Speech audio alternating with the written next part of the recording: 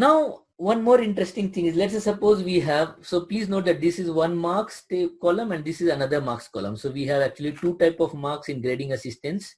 So you can see that this is type equal to Excel means block comment, and this is type equal to cell is some cell comment. So somewhere like I give negative in the cell if the values are not correct. Right? I want block marks and I want cell marks. I have written this VLOOKUP here. Now here should I write another VLOOKUP formula? So I'll copy this and I write VLOOKUP. So what change should be there in this formula?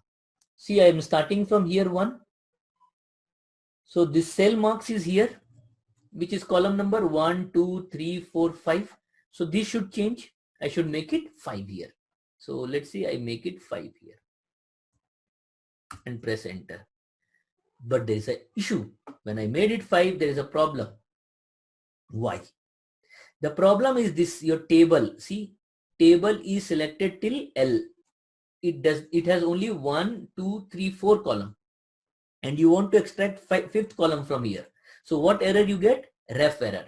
Ref error means reference error. It is not able to find fifth column reference in that. So what is the solution? The solution is make this L to M. So now it has covered this entire region. Press enter. So you can see that 10,001 it is not giving marks. Let's see if I make it to 10,002. See, it has given. So that's what I call this as automatic. So you don't have to write the formula again. It is automatically selecting the value based on the input that you are giving. See 3, it is giving you 0.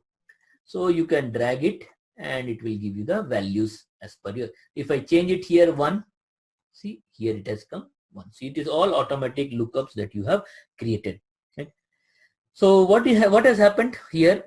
You have to write two formula. So one for this range and one for this range, that is